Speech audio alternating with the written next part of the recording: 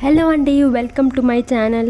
గణపతి ఉత్సవాల్లో 4వ రోజు రోజున సాటర్డే అయింది. ఆ రోజు ఏమేమి జరిగిందో షెడ్యూల్ అండ్ ప్రోగ్రామ్ లిస్ట్ వచ్చేసి మార్నింగ్ 9 to 10 ఏమో హనుమాన్ చాలీసా 5 times చదవాలి అన్నారు. నెక్స్ట్ 10కి ఏమో విష్ణు సహస్రనామ పారాయణం ఉంది. And evening special puja and మహాపంచహారతి ఉంది 6:50కి. అండ్ దాని తర్వాత తీర్థ ప్రసాదాలు స్టార్ట్ చేస్తారు అన్నట్టు పూజ అయిన వెంటనే. సాటర్డే కూడా స్కూల్ ఉంది మా పాపకి. సో యాజ్ యూజువల్ మా పాపని స్కూల్లో డ్రాప్ చేసి మండపం దగ్గరికి వెళ్ళి గణపతిని దర్శించుకున్నాను. అప్పటికే హనుమాన్ చాలీసా 9కి స్టార్ట్ అయిపోయింది అన్నట్టు. అంటే రాముడి పూజ చేస్తున్నారు. నమో రామాయణం, శ్రీనామ రామాయణం, అది శుద్ధ బ్రహ్మ పరాత్పర రామ్ కాలాత్మక పరమేశ్వర రామ్తో స్టార్ట్ చేసి పూజించి హనుమాన్ చాలీసా స్టార్ట్ చేశారన్న.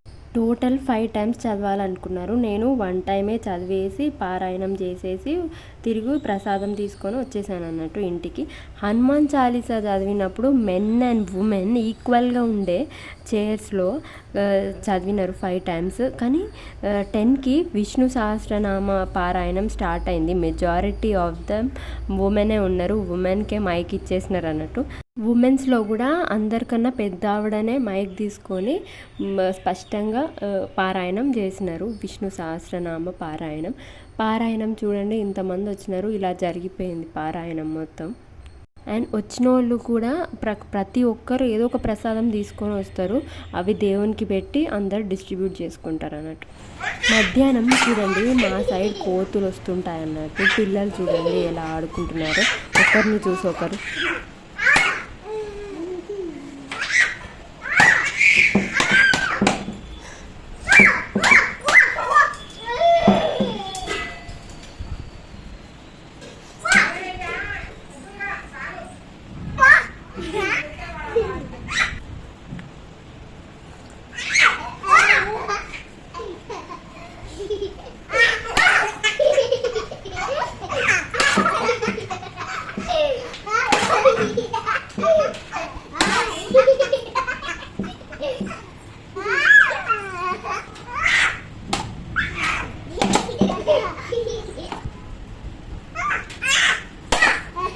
కాసేపు అయ్యాక ఆ కోతి వీళ్ళందరికీ తట్టుకోలేక మనలానే కాసేపు పడుకుందామని ఎలా పడుకుందో చూడండి. అది కూడా అది పడుకున్న విధానం చూసి ఇలా కూడా పడుకుంటారా అనిపించి వీడియో తీసేశాను.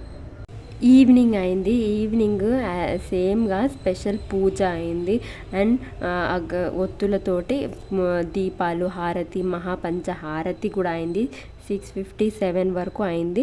అండ్ తీర్థ ప్రసాదాలు కూడా స్టార్ట్ అయిపోయినాయి. ఈవినింగ్ పులిహోరను శనగలు ఇచ్చినారు ప్రసాదానికి. తర్వాత నెక్స్ట్ ఓన్లీ ఈరోజు ఏంటంటే సాటర్డే ఓన్లీ ఈ తోలు బొమ్మల ఆట అది ఒకటే పెట్టినారు అన్నట్టు. ఇంకేం ప్రోగ్రామ్ లేదు ఈవినింగ్ అయితే. అదే ఎక్కువ 2-3 hours అవుతుంది అదే షో.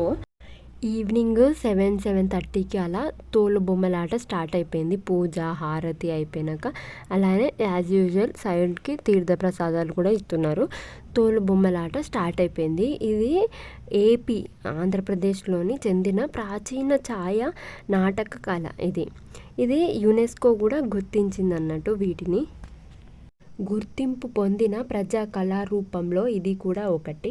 ముందుగా గణపతిని పూజించి ప్రార్థించి స్టార్ట్ చేసినారు ఇది తోలుబొమ్మలాట. ఇది లాస్ట్లో ఒక క్లిప్ కూడా పెడతాను, ఎలా వాళ్ళు వాయిస్ ఓవర్ ఎలా ఇచ్చినారో ఫోక్ స్టైల్లో ఇచ్చినారు. మన నాటకాలు ఇంట్లో వేస్తారు కదా ఊర్లో, అలా వేసినారు అన్నట్టు. 1000 సంవత్సరాల పూర్వం నుండి జానపద కళారూపం ఇది. పురాతన జానపద కళారూపం ఇది. దీనిలో చర్మంతో చేసిన బొమ్మలతో వెనుక నీడ నాటక ద్వారా కథలు చెప్తారు అన్నట్టు. దీంట్లో రామాయణం, మహాభారతం వంటి ఇతిహాసాలను వివరిస్తారు మెయిన్గా.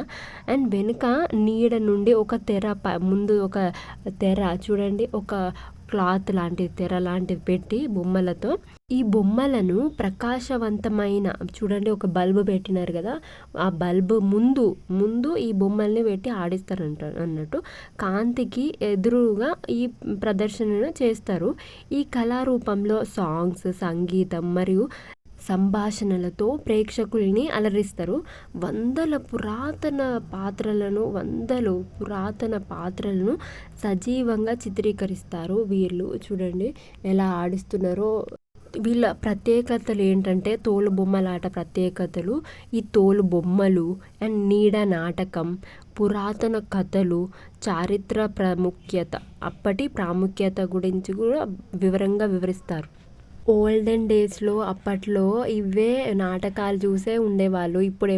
ఇప్పుడు సినిమాలు రావడం వల్ల వీటి ప్రాముఖ్యత తగ్గింది. వీటిని చూసే సినిమాలు చిత్రీకరణ అలా వచ్చింది అన్నట్టు, థియేటర్స్ అలా. నేను కొద్దిగా క్లిప్ పెడతాను వాళ్ళు ఎలా ఏ స్టైల్లో చెప్పినారని.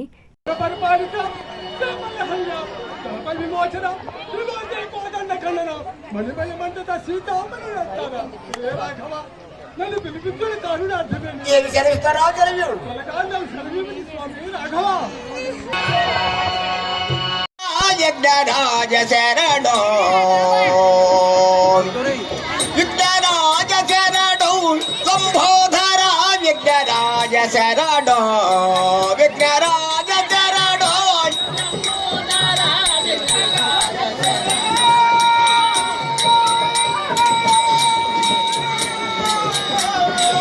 విఘ్నరాజ శరణో